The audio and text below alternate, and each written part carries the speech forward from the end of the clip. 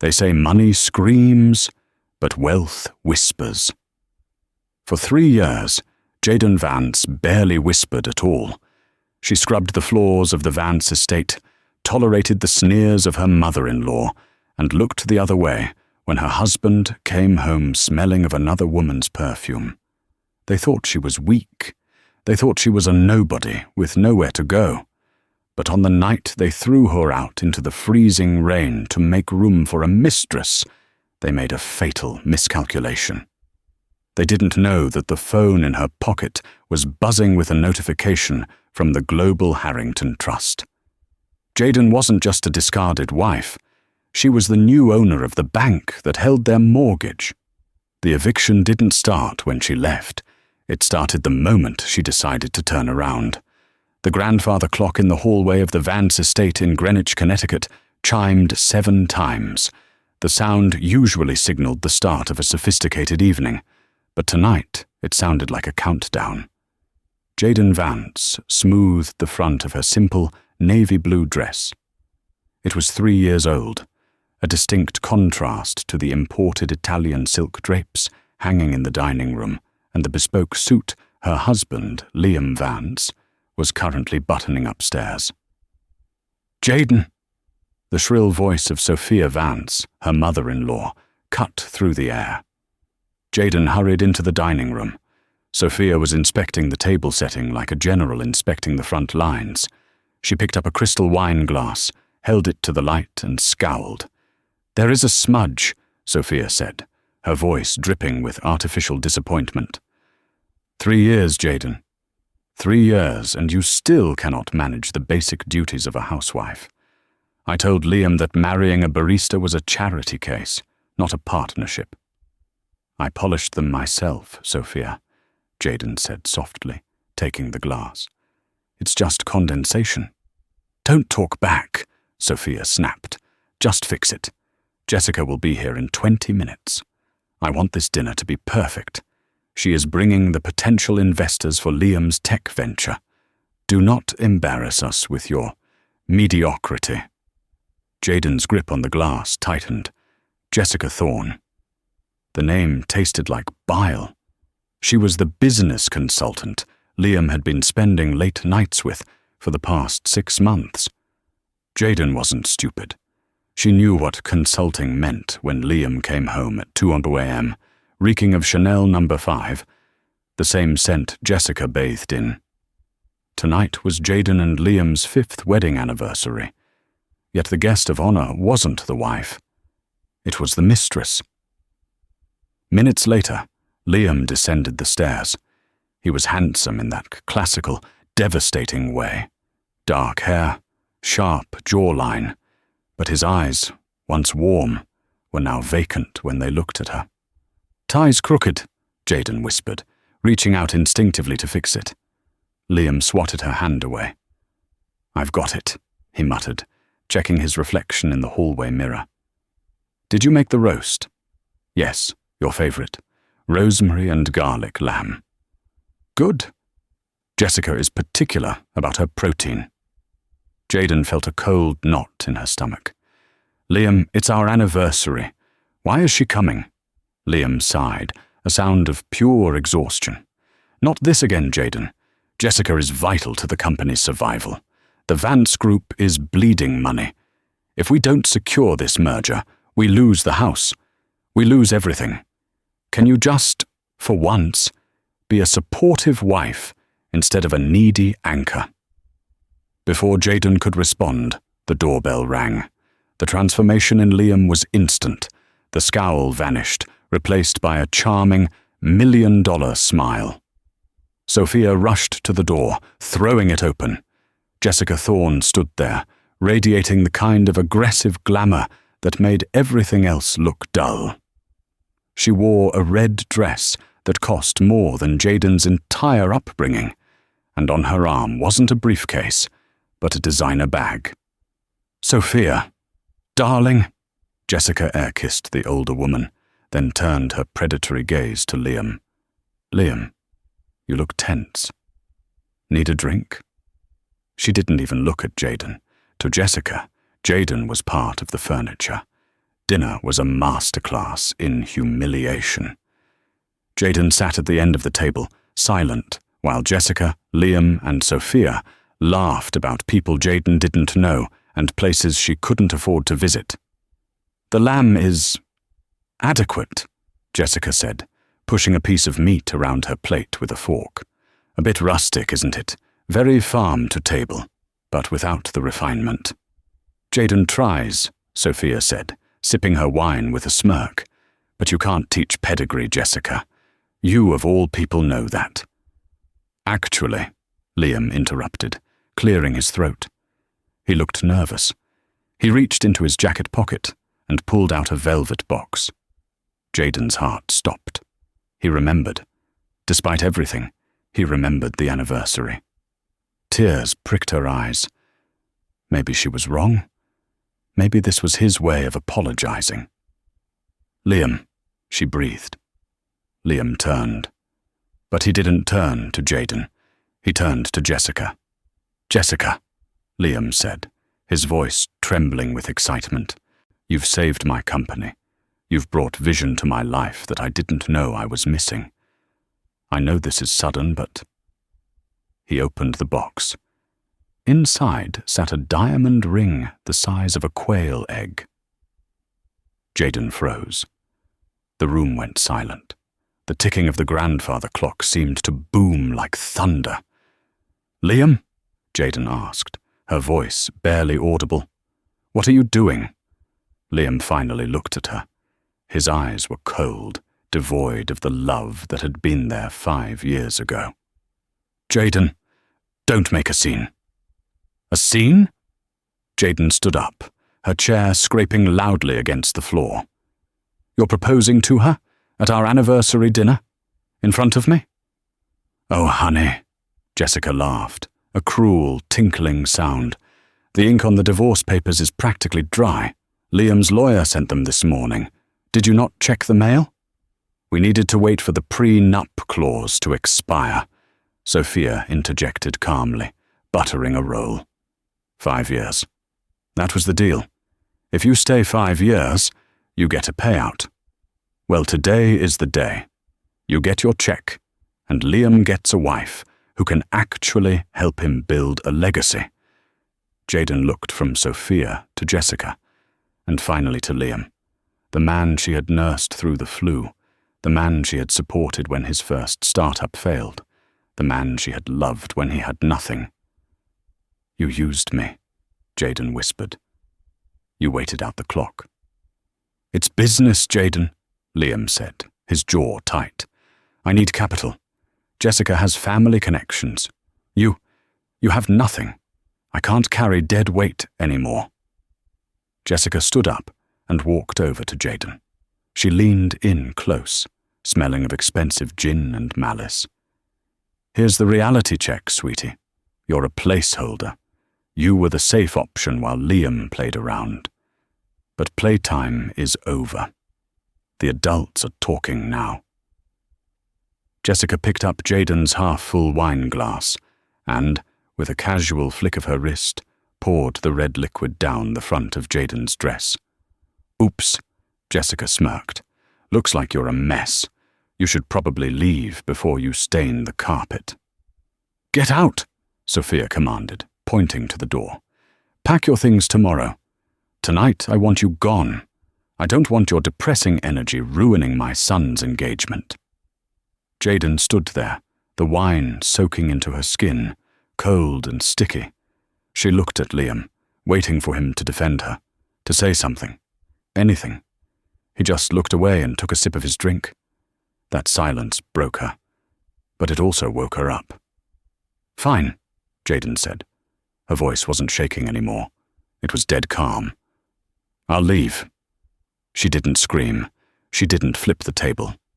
She turned on her heel and walked to the front door. "Don't expect the settlement check until next month," Liam called out after her. "And it's only 50,000. Don't spend it all in one place." Jayden opened the heavy oak door. The storm outside was raging.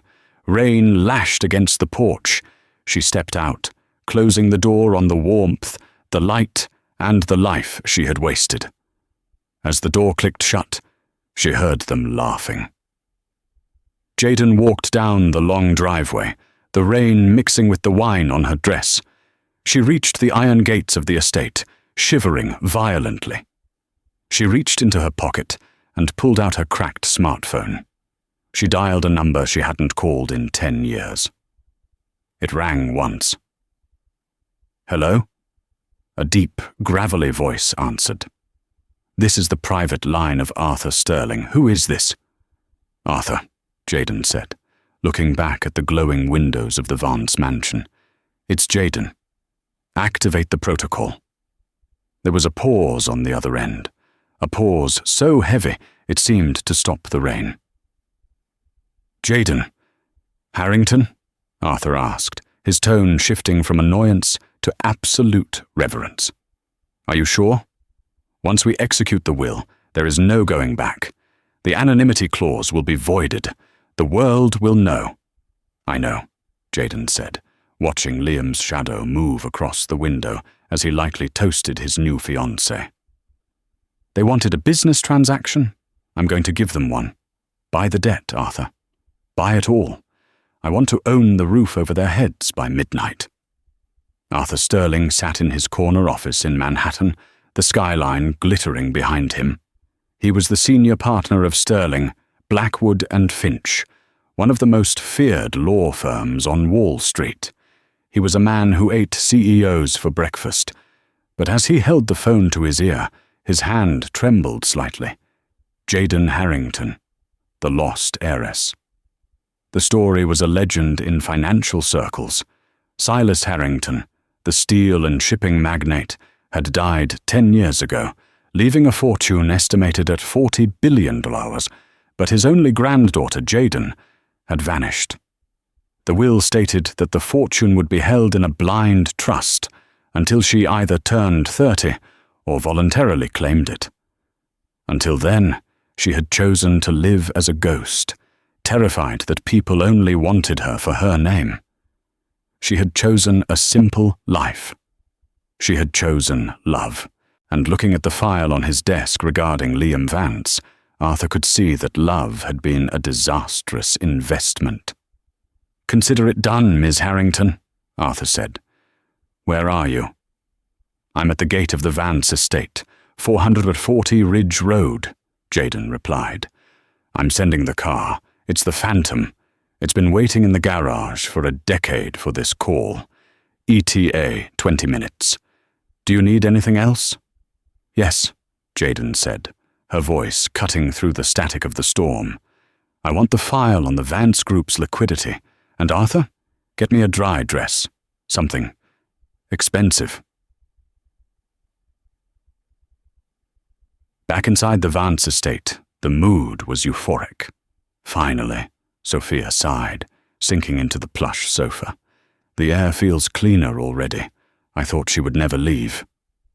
"She'll be back begging for the check," Liam laughed, pouring more champagne. "She has no degree, no family, and no skills. She'll be working at a diner by Tuesday." Jessica admired the ring on her finger. "Ideally, we keep her away from the press, Liam. We don't want a sob story ex-wife ruining the IPO launch." "She won't talk," Liam assured her. "I made her sign an NDA 3 years ago in exchange for paying her mother's hospital bills. She's gagged legally." "Smart boy," Jessica purred. Suddenly the lights flickered. "What was that?" Sophia asked, looking up at the chandelier. The lights flickered again, then died completely. The house was plunged into darkness. "Great," Liam groaned. "The storm must have knocked out a transformer. I'll go check the breaker." "Hurry up," Jessica snapped, her voice losing its sweetness in the dark. "I can't see a thing." Before Liam could reach the hallway, a blinding light flooded the living room. It wasn't the house lights returning. It was headlights. High-intensity xenon beams, cutting through the sheer curtains of the front window, illuminating the trio like deer in the headlights. "Who the hell is driving on the lawn?" Liam shouted, shielding his eyes. He marched to the front door and threw it open, ready to scream at a delivery driver. But the words died in his throat. Parked directly on the pristine front lawn, crushing Sophia's prize-winning hydrangeas, was a Rolls-Royce Phantom. It was jet black, massive, and radiated power. A chauffeur in a full uniform stood by the rear door, holding a large black umbrella. "Who is this?" Sophia demanded, appearing behind Liam. "Is this one of your investors, Jessica?" I don't know," Jessica stammered. "That's a custom Phantom. There are only 3 in the state." The chauffeur opened the rear door. A woman stepped out. She wasn't wearing a wine-stained blue dress anymore. She was wearing a structured, charcoal-grey trench coat that looked tailored by the gods. Her wet hair had been slicked back into a severe, elegant bun. She wore stilettos that clicked ominously on the pavement. Liam squinted. The silhouette was familiar, but the posture was unrecognizable. The woman walked with the spine of a queen. She stepped into the light of the porch. "Jayden?" Liam gasped. Sophia laughed, a nervous, high-pitched sound. "Jayden, did you steal a coat? And who's the driver? Did you call an Uber Black with my credit card?" Jayden didn't answer. She walked past them, right back into the house she had been thrown out of 30 minutes ago. "Hey!" Liam grabbed her arm. "I told you to leave. You are trespassing." 2 men in dark suits stepped out of the shadows of the Rolls-Royce. They were large, silent, and moved with the speed of trained security. One of them intercepted Liam, removing his hand from Jayden's arm with a grip that promised pain. "Do not touch Miss Harrington," the guard said. His voice was low and dangerous. "Harrington?" Liam rubbed his wrist, confused. "Her name is Vance. Who are you people?" Jayden turned around in the center of the foyer. The moonlight streaming in from the open door caught her face. Her eyes were dry. "Harrington," Jayden corrected him. "Vance is a name I borrowed, and frankly, it's a cheap brand." "What is going on?" Jessica screeched. "Liam, call the police." "We already called them," a new voice said. Arthur Sterling walked in. He was an older man, impeccable in a 3-piece suit, holding a leather briefcase. He walked past Liam as if he were a potted plant and stood next to Jayden. "Who are you?" Sophia demanded. "I am Arthur Sterling, Senior Counsel for the Harrington Global Trust," he announced. He placed the briefcase on the entry table and snapped it open. "And I am here to inform you of a change in management." "Management of what?" Liam asked. "This is my house." "Actually," Arthur said, pulling out a document stamped with a red seal, "it's not. You took out a second mortgage 3 months ago to float your failing tech company. The lender was purely digital, a shell company called Horizon Capital, correct?" Liam went pale. "Yes. How do you know that?" "Because Horizon Capital is a subsidiary of Harrington Global," Arthur said. "And as of 12 minutes ago, Harrington Global has called in the loan. You are in default, Mr. Vance." "That takes months," Liam shouted. "You have to give notice." "Usually, yes," Arthur smiled thinly.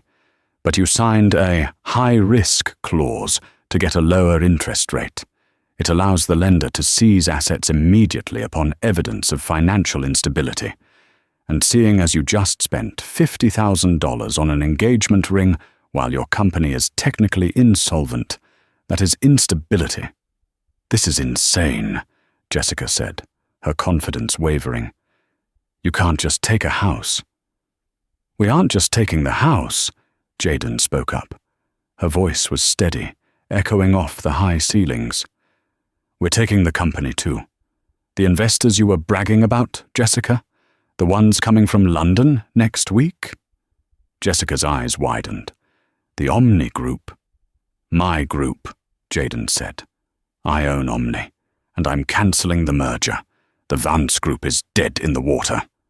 The silence in the room was absolute. "You..." Sophia pointed a shaking finger at Jayden. "You scrubbed my toilets. You are a nobody."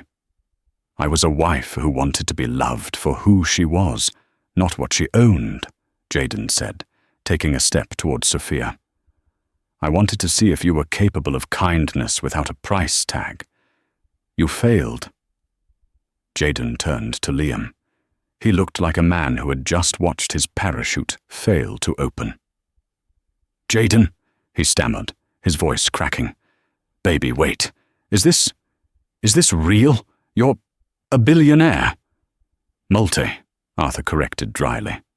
"Liam, we can fix this," he said, stepping toward her, the engagement ring for Jessica still in his hand. "I was confused. The pressure. You know how much pressure I'm under. I love you. I've always loved you." He dropped the ring meant for Jessica onto the floor and reached for Jayden's hands. Jayden looked down at his hands, the same hands that had pushed her away an hour ago. "Arthur," Jayden said, not breaking eye contact with Liam, "how much is this estate worth?" "Current market value is roughly 8 million, Ms. Harrington. And the debt? 12 million. They are underwater."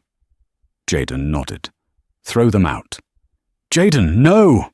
Liam screamed as the security guard stepped forward. "You can't do this. We're married." "Not for long," Jayden said calmly.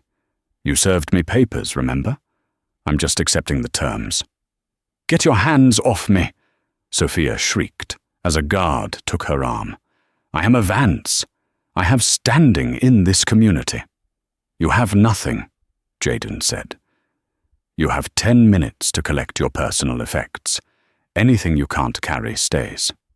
And Sophia, leave the silverware. I know you like to hide it in your purse." As the guards began to corral the screaming family toward the stairs to pack, Jessica tried to slip out the front door. "Miss Thorne," Jayden called out. Jessica froze. She turned slowly, her face pale. "You're a consultant, right?" Jayden asked. Yes," Jessica whispered. "I'm blacklisting you," Jayden said pleasantly. "I sit on the board of the Chamber of Commerce and the National Tech Alliance. By tomorrow morning, you won't be able to get a job running a lemonade stand in this country." Jessica burst into tears and ran out into the rain, not waiting for her coat. Jayden watched them go. She turned to Arthur. "This is just the beginning, isn't it?" "We have only just started, Ms. Harrington," Arthur said. "There is still the matter of the defamation suit, the forensic audit of his company, and the other matter." "The other matter?" "Your father's old rival, Marcus Sterling, my brother. He's been funding Liam's company through back channels. He knows who you are now. The war hasn't ended, Jayden. It's just escalated." Jayden walked to the window and watched the rain pounding against the glass. "Good," she said. "I was getting bored." The Sunset Inn, on the outskirts of Greenwich, did not have 1,000 thread count sheets. It had polyester bedspreads that smelled faintly of stale cigarettes and regret. Sophia Vance sat on the edge of the twin bed, staring at the peeling wallpaper. Her designer luggage was stacked by the door, looking ridiculously out of place. "I cannot believe this," Sophia hissed, her voice vibrating with rage. "I am Sophia Vance. I chair the Botanical Garden Committee. I do not sleep in rooms where the soap comes in plastic packets." Liam Vance was pacing the small room, his phone pressed to his ear. He wasn't listening to his mother. He was listening to the sound of his life imploding. "What do you mean, access denied?" Liam shouted into the phone. "I'm the CEO, it's my company." "Not anymore, Mr. Vance." The IT director's voice cracked on the other end. "The board convened an emergency meeting at 8 a.m. They voted to suspend you pending an investigation into gross financial negligence. Security has been instructed to bar you from the building. Your keycard is dead." "Who called the meeting?" Liam demanded, though he already knew the answer. The new majority shareholder, the director whispered. Harrington Global. Liam threw the phone against the wall. It shattered, much like his future. She planned this, Liam muttered, running a hand through his unwashed hair. She didn't just inherit the money yesterday. She must have known. She watched me struggle for months, Sophia. She watched me beg for loans while she sat on billions. She is a sociopath, Sophia declared, opening a bottle of lukewarm water. We need a lawyer. We need to sue her for emotional distress, for fraud. She hid assets during the marriage. That is illegal, Liam. Half of that money could be yours. Liam stopped pacing. A flicker of hope ignited in his eyes. You're right. We didn't sign a prenup because she had nothing. If she acquired this wealth during the marriage, he scrambled to pick up his broken phone, trying to pop the SIM card out. I need to call Marcus Sterling, Arthur's brother. He's the only one powerful enough to go up against Harrington Global. Meanwhile, 40 stories up in the Harrington Tower in Manhattan, Jayden was seeing the city from a very different perspective. She sat at the head of a mahogany table, long enough to land a plane on. 12 men and women in severe business suits sat silently, waiting for her to speak. Arthur Sterling stood at her right hand. Ladies and gentlemen, Arthur said, I present to you Jayden Harrington, the chairwoman. Jayden felt a wave of vertigo. Yesterday, her biggest decision was whether to buy the generic brand of pasta to save 50 cents. Today, she controlled a portfolio that included shipping lines, pharmaceutical patents, and the bank that had just crushed her husband. Thank you, Arthur, Jayden said. Her voice was quiet, but the acoustics of the room carried it clearly. She looked at the file in front of her. I've been reviewing the Vance Group acquisition. A toxic asset, one of the board members, a sharp-eyed woman named Collins, noted. We should liquidate it immediately. Sell the parts, fire the staff, write off the loss. No, Jayden said. The room went silent. Liam Vance is a terrible CEO, Jayden said, but the engineers at his company are brilliant. The tech is good. It was just managed by a man who cared more about his image than his product. We don't liquidate. We restructure. Restructure? Collins asked. Fire Liam Vance, Jayden commanded. Fire Jessica Thorne.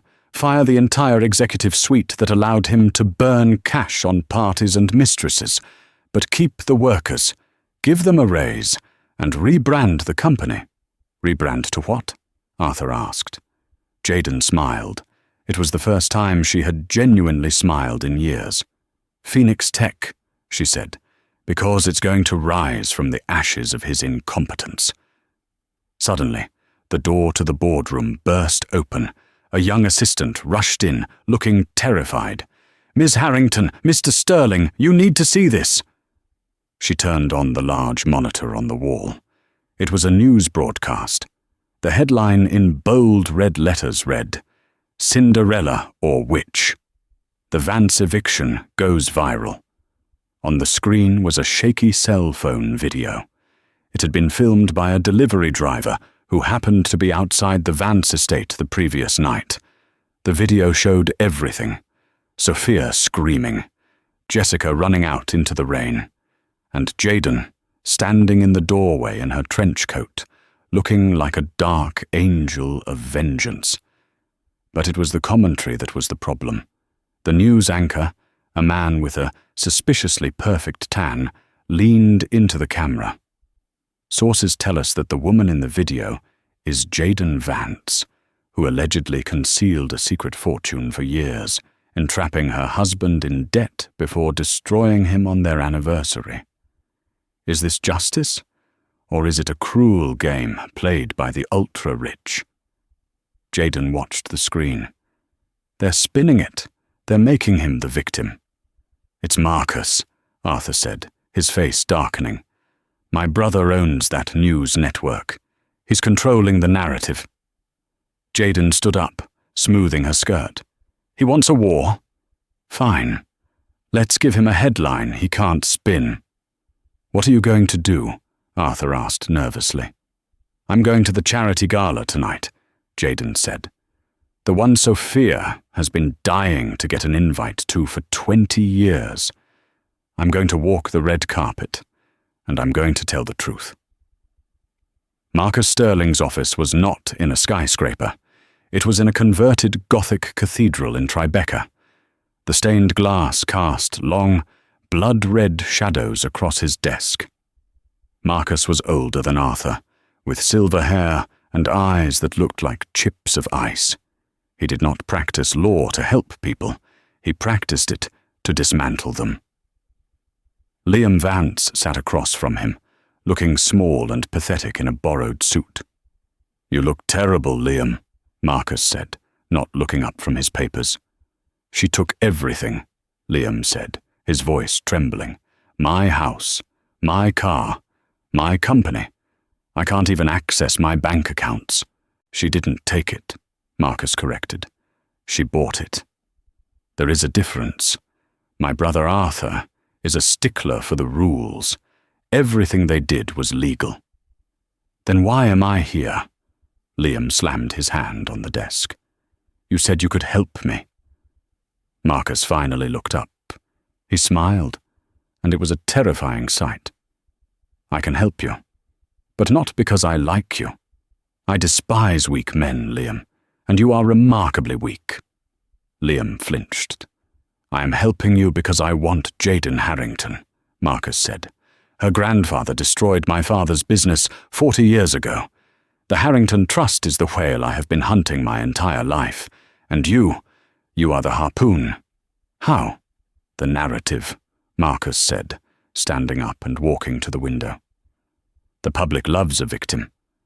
We are going to paint Jayden not as a savior, but as a fraud. We are going to sue her for marital fraud and breach of fiduciary duty. But she inherited the money. It doesn't matter, Marcus snapped. We will claim she knew about it and used the trust's anonymity to trick you into taking out loans she knew you couldn't pay, purely to seize your intellectual property. We will paint it as a corporate takeover, disguised as a marriage. Liam blinked. It was a lie, but it sounded plausible. Will it work? It doesn't have to win in court, Marcus said. It just has to freeze her assets. If I can get an injunction, the Harrington Trust gets locked down, and while she's paralyzed, I will buy out her board members. Marcus turned back to Liam. But first, we need to break her spirit. She is attending the Metropole Gala tonight. It is her coming out party. I wasn't invited, Liam said bitterly. You are now. Marcus tossed a heavy, gold-embossed envelope onto the desk. And you're bringing a date. Jessica? No, Marcus scoffed. Jessica is damaged goods. You're bringing me. The Metropole Gala was the event of the season. The steps of the museum were covered in red carpet, flanked by hundreds of screaming photographers. Jayden stepped out of the Rolls-Royce. She had shed the trench coat. Tonight, she wore a dress made of liquid gold fabric that clung to her frame, with a slit up the leg and a neckline that demanded attention. Around her neck was the Harrington Emerald, a stone that hadn't been seen in public since 1950. The crowd went silent for a split second. Then the flashbulbs erupted like a supernova. Jayden! Jayden! Over here! Is it true you bankrupted your husband? How much are you worth? Jayden ignored them. She walked with her head high, Arthur Sterling a respectful 2 steps behind her. Inside, the ballroom was a sea of diamonds and tuxedos. As Jayden entered, the conversation died. Every eye turned to her. She saw the judgment, the curiosity, the envy. She took a glass of champagne from a passing tray. You're doing well, Arthur whispered. Just breathe. I'm fine, Arthur, she replied. They're just sharks. I lived with piranhas for 3 years. Suddenly, the crowd parted near the entrance. Liam Vance walked in. He had been groomed, polished, and dressed in a tuxedo that cost more than the motel he was sleeping in. He looked the part of the wronged prince, and beside him walked Marcus Sterling. A hush fell over the room. The rivalry between the Sterling brothers was legendary. Marcus led Liam straight toward Jayden. The crowd formed a circle, eager for blood. "Jayden," Liam said, his voice projecting for the audience. "You look expensive." "Liam," Jayden nodded, her face impassive. "I see you found a new sponsor, though usually you prefer them female." A few people chuckled. Liam's face tightened. "I came to give you a chance, Jayden," Liam said, raising his voice. "A chance to do the right thing. Unfreeze the company accounts. Give me back my home. Stop this vendetta." "It's not a vendetta, Liam," Jayden said calmly. "It's a foreclosure. You didn't pay your bills." "She lied to you," Liam shouted, turning to the crowd. "She lay in my bed for years, pretending to be poor, pretending to be helpless. She watched me drown so she could buy me for pennies on the dollar. She is a predator," the crowd murmured. Liam was putting on a good performance. Marcus Sterling stepped forward. He looked at Arthur, then at Jayden. "Ms. Harrington," Marcus said, his voice smooth as silk. "My client makes a compelling case. In fact, we filed a motion an hour ago. A judge has granted a temporary freeze on the Harrington assets, pending an investigation into marital fraud." Arthur stiffened. "On what grounds, Marcus? That is frivolous." "Is it?" Marcus smiled. "We have a witness, someone who claims Jayden explicitly stated she was planning this takeover 2 years ago." "What witness?" Jayden demanded. "Me," a voice came from the crowd. Jessica Thorne stepped forward. She looked disheveled, her eyes red, but she was smiling. "I heard her," Jessica lied, her voice shaking with fake emotion. "I heard her on the phone. She said she was going to wait until the 5th anniversary to destroy him. She planned it all." Jayden looked at Jessica. She saw the desperation. Marcus must have promised Jessica a way back in if she perjured herself. The room was turning against Jayden. The whispers were getting louder. Fraud, liar, sociopath. Jayden felt the walls closing in. The freeze on her assets meant she couldn't access her funds. She was a billionaire on paper, but if Marcus locked the accounts, she couldn't fight him. Marcus leaned in close to Jayden, so only she could hear. "Welcome to the real world, little girl. Go back to making coffee. The men are playing now." Jayden looked at Marcus. She looked at Liam's smug face. She looked at the treacherous Jessica. She didn't cry. She didn't run. She laughed. It was a soft laugh at first, then it grew louder. The room went quiet again, confused. "You think," Jayden said, her voice clear and cutting, "that you can trap me with a lie and a cheap lawsuit?" She reached into her golden clutch and pulled out a small, folded piece of paper.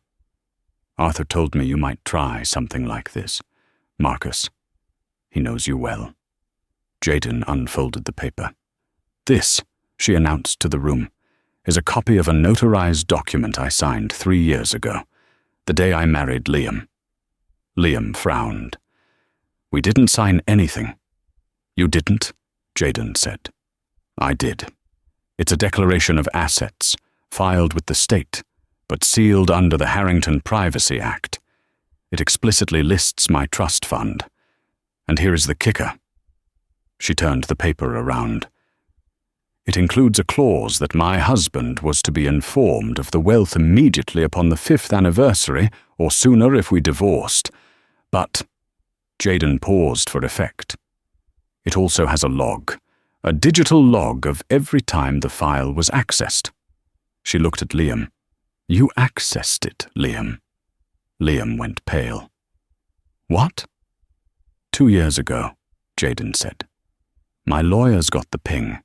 Someone used your social security number to try and dig into my background. You found the trust. You saw the money. But you couldn't touch it until the 5-year mark. The crowd gasped. You knew, Jaden said, stepping closer to him. You knew I was rich. That's why you didn't divorce me last year when the business started failing. You were waiting for the payout. You weren't the victim, Liam. You were the gold digger. Jaden turned to Jessica. And you? You're just the idiot he strung along until payday.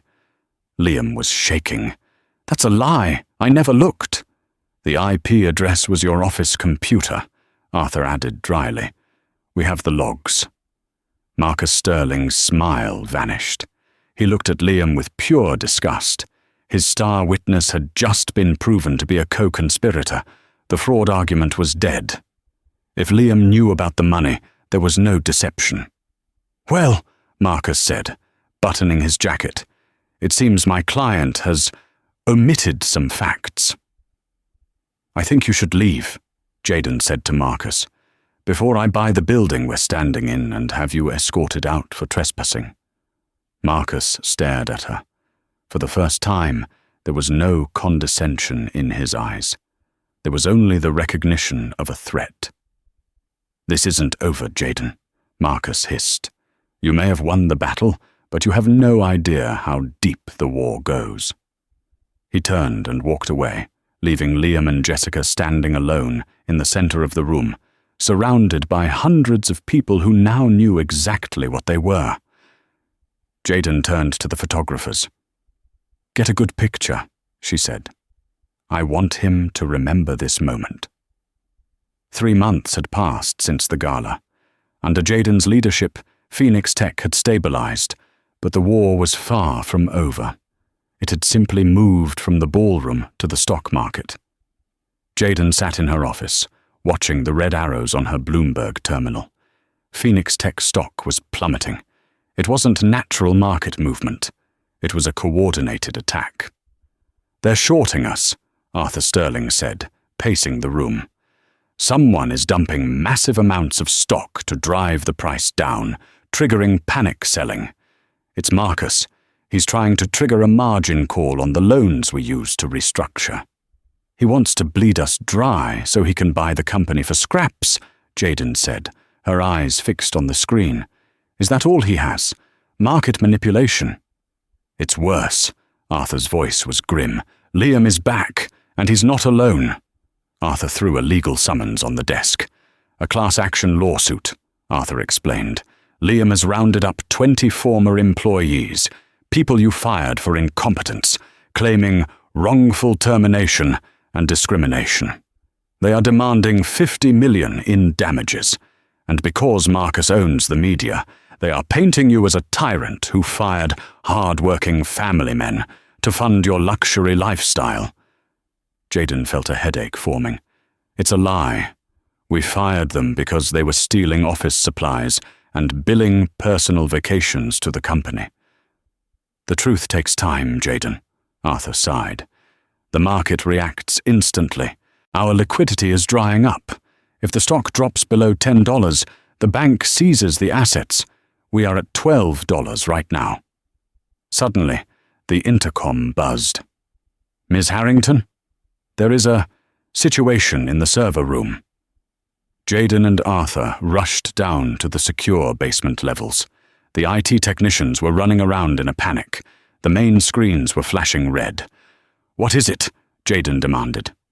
Sabotage, the chief information officer said, pointing to a severed fiber optic cable. Someone physically cut the hard line to the backup servers, and they uploaded a virus directly into the mainframe. It's wiping the user data. The backups are gone. Physically? Jaden asked. But you need a retina scan to get down here. We checked the logs, the CIO said, looking pale. The scan used was yours, Ms. Harrington. Jaden froze. That's impossible. Unless someone cloned your biometrics, Arthur whispered. Jaden, think. Has anyone been close enough to you to get a high-res scan of your eye? Or your fingerprints? Jaden's mind raced back to the gala, the photographers, the people crowding her. But that wasn't close enough. Then she remembered. 2 days ago, she had a meeting with a potential investor, a man named Mr. Gray. He had insisted on a handshake. He had adjusted his glasses, which had a thick camera lens, staring directly into her eyes for a long, uncomfortable moment. It was a setup, Jaden realized. Marcus sent a spy to clone my identity. He used my own credentials to sabotage the company. He's framing me for corporate negligence. Her phone rang. It was an unknown number. "Hello?" Jaden answered. "Tick-tock, Jaden." Marcus Sterling's voice purred. "Stock is at $11. The police are on their way to investigate the data breach. I wonder whose digital fingerprints they will find. I'm willing to make the lawsuit and the police go away. But we need to talk. Alone." The meeting was set for midnight at the Sterling shipyards, an industrial wasteland of rusted shipping containers and cranes on the edge of the harbor.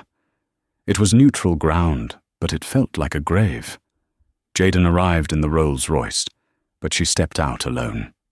Arthur had begged her not to go, but she knew this had to end.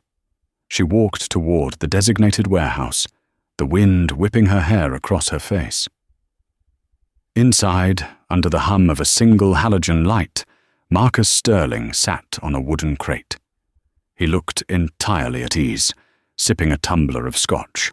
Behind him stood Liam. He looked thinner, his eyes darting nervously around the shadows. "You came?" Marcus smiled. "I admire your courage, or perhaps its stupidity." "Cut the theatrics, Marcus," Jaden said, her voice steady. "You framed me. You tanked my stock. What do you want?" "I want the Harrington Trust," Marcus said, standing up. "All of it. You sign over the rights to me, and I release a statement saying the data breach was a training exercise gone wrong. The lawsuit gets dropped. You walk away with a few million to live out your days in obscurity. And if I refuse? Then the police find the virus on your private laptop." Marcus shrugged. "You go to prison for fraud and gross negligence, and I take the company anyway through receivership." Jaden looked at Liam. "And you? Is this what you wanted, Liam? To be his lapdog?" "I want my life back," Liam shouted, his voice echoing in the empty warehouse. "You took everything from me. Marcus promised I could be CEO again once you're gone." "He's lying to you, Liam," Jaden said softly. "Look at him.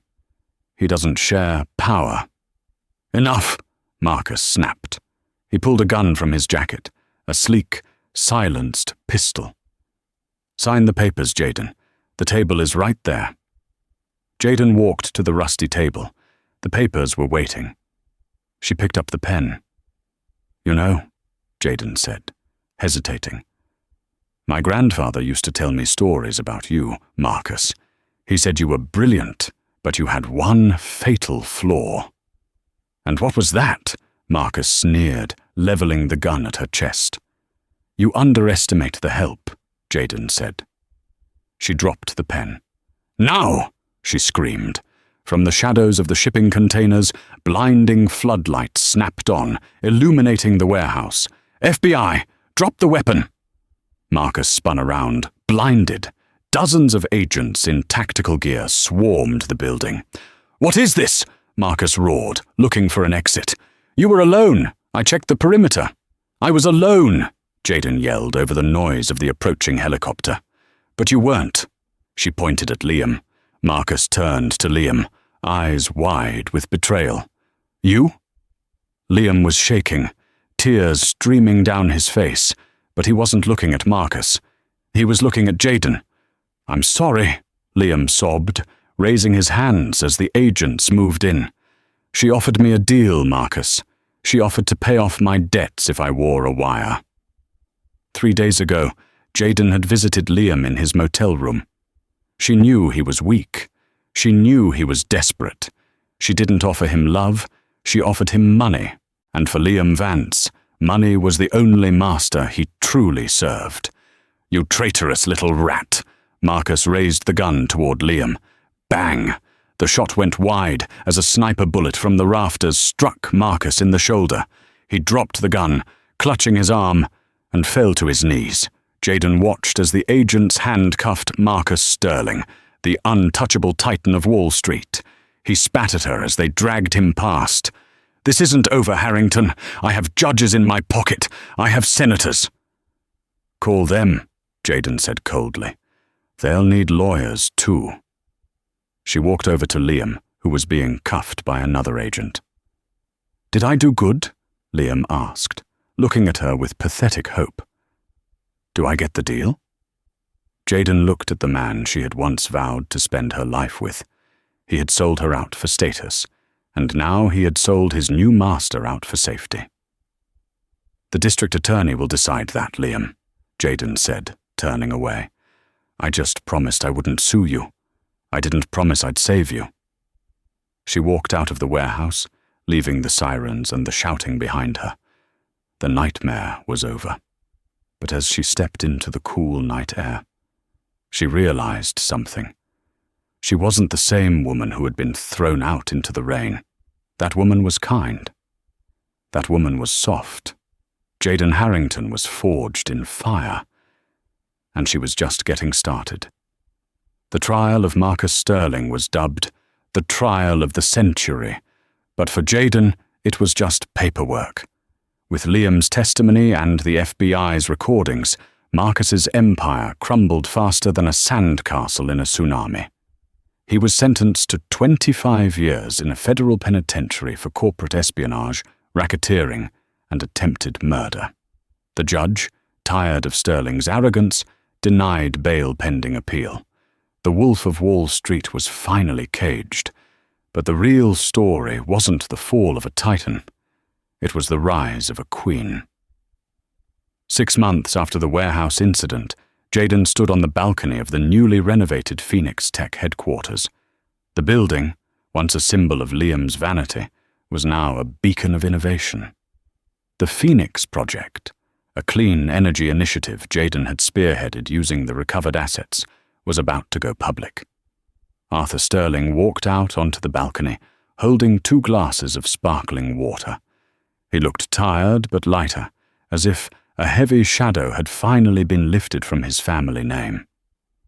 "The final stock valuation is in," Arthur said, handing her a glass. "We closed at $200 a share. The IPO is oversubscribed by 400%. You are officially the wealthiest woman in the tri-state area." Jayden took the glass, looking out over the city skyline. The wind whipped at her hair, but she didn't shiver. She hadn't shivered in a long time. "It's funny, Arthur. When I was scrubbing floors for Sophia, I thought money was freedom. Now I know it's just ammunition. It depends on where you aim it." "Speaking of aim," Arthur said, hesitating slightly, "Liam is being released today. Time served, thanks to the plea deal for testifying against Marcus." Jayden's expression didn't change. She took a sip of water. "I know. Do you want security to be on high alert?" "No." Jayden shook her head, turning back to the glass doors of her office. "He won't come here. He knows better. Besides, he doesn't have the cab fare." Liam Vance walked out of the county jail with a clear plastic bag containing his personal effects, a cheap watch, a wallet with $12 in it, and a set of keys to a car that had been repossessed months ago. The sun was bright. Too bright. He squinted, looking for a taxi, a friend, anyone. But the curb was empty. Jessica Thorne was gone. She had fled to Europe the moment the subpoenas started flying, changing her name to escape the scandal. Sophia Vance was living in a small, 1-bedroom apartment in Ohio, surviving on a meager pension and refusing to speak to her son, blaming him entirely for the loss of her social standing. Liam adjusted his jacket. It was loose on him now. He had lost 20 pounds from stress. He began to walk. He walked for miles until he reached the downtown district. He found himself standing in front of a newsstand. The cover of Forbes magazine featured a striking photo of Jayden. She looked powerful, serene, and untouchable. She wasn't smiling, but her eyes were bright.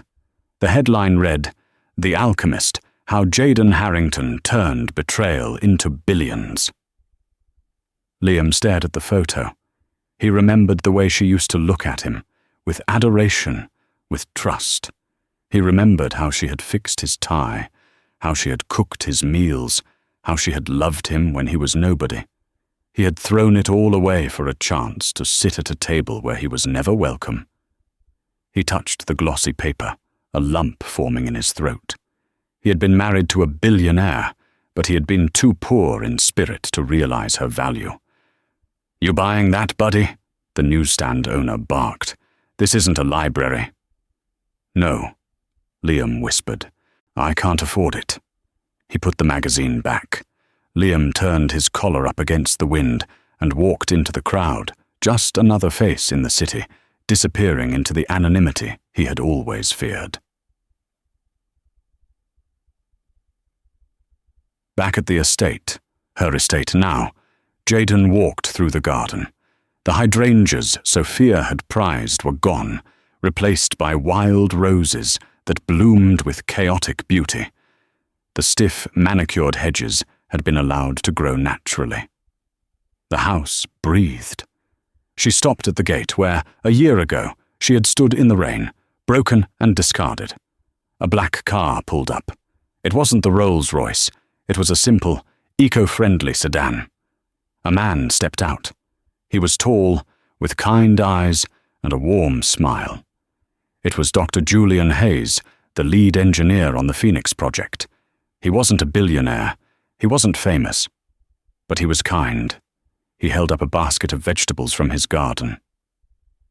"I heard the CEO likes farm to table," Julian teased, walking up to the bars. "Thought I'd save you the trip to the market. The tomatoes are finally ripe." Jayden smiled. It wasn't the polite smile of a socialite or the sharp smile of a shark. It was real. It reached her eyes.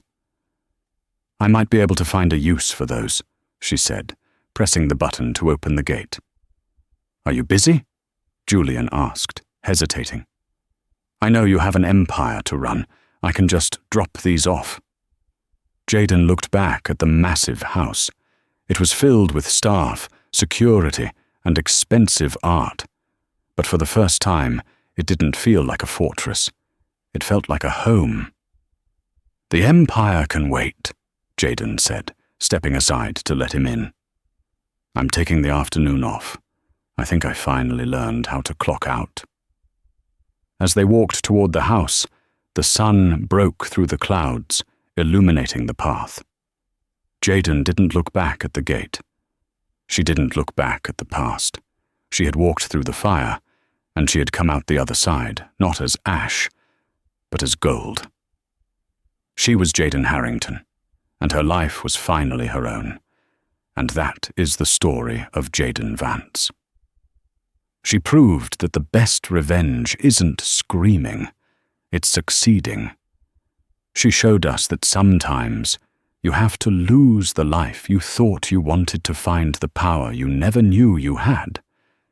She didn't just inherit a fortune, she inherited her dignity back. What would you do if you found out you were secretly a billionaire in the middle of a breakup? Would you take the high road, or would you go full Count of Monte Cristo like Jayden? Let me know in the comments below. I read every single one. If you enjoyed this roller coaster of betrayal and justice, please smash that like button. It really helps the channel grow. And don't forget to subscribe and hit the notification bell so you never miss a story. We have a crazy thriller coming up next week about a lottery winner who faked his own death. Trust me, you won't want to miss it.